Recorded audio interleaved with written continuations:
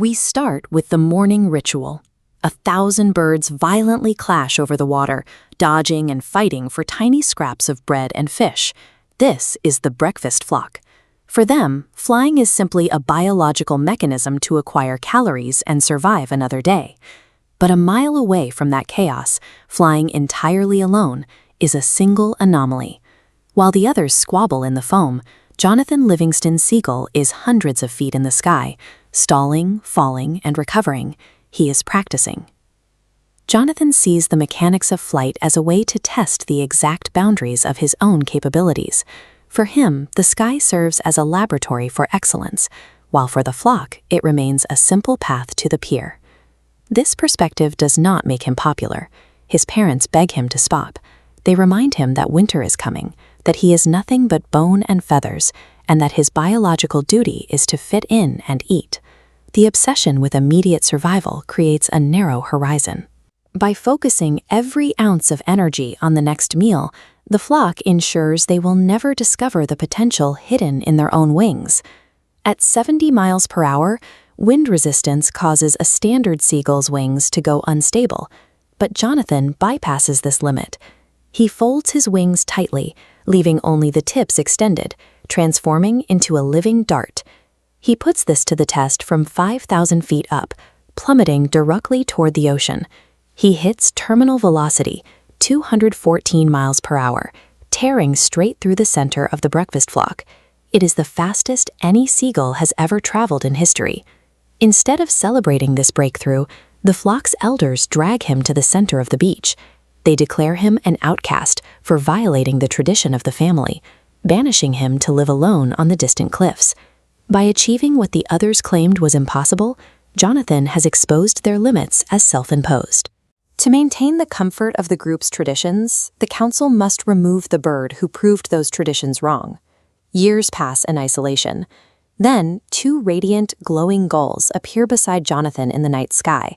They match his complex flight maneuvers perfectly, and they guide him upward, away from his physical world, into a higher plane. Here, he meets an elder gull named Chiang. Because the birds in this new place possess incredible physical skill and grace, Jonathan naturally assumes he has died and reached heaven. But the elder gull Chiang offers a correction. He explains that heaven is not a specific physical location you travel to, nor is it a reward waiting in the future. Flying at 1,000 miles an hour, or even the speed of light, is still a measurement.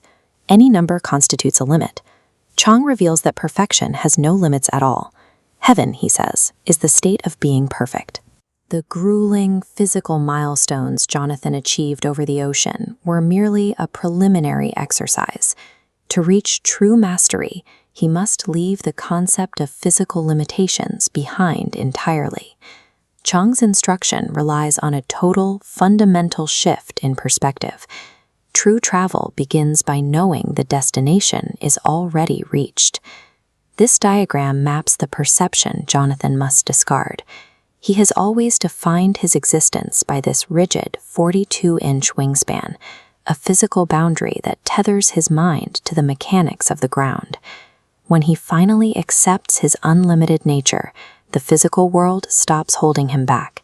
He vanishes instantly, reappearing across space without moving a single feather. The text suggests that the seemingly immovable laws of physics are the external projections of our own internal beliefs about what we cannot do. Jonathan has now mastered space, time, and his own consciousness, yet he feels a persistent pull back to the world he left. He realizes that his personal enlightenment is incomplete without compassion. He decides to leave this higher plane. He travels all the way back down to the exact shoreline and the exact flock that banished him years ago. There, he finds a new generation of exiled birds.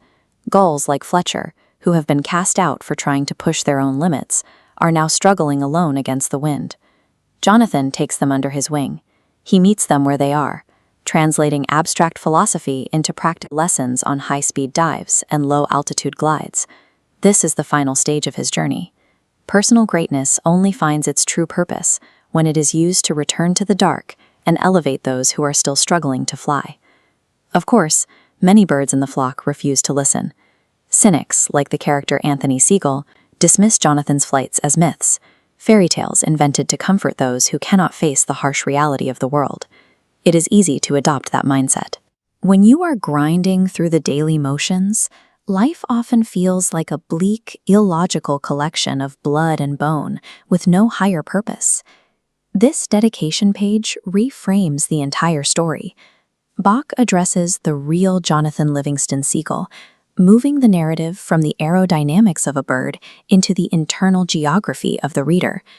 The character represents the specific internal drive to test the limits of our own wings, waiting for the moment we refuse to settle for the scraps of the flock.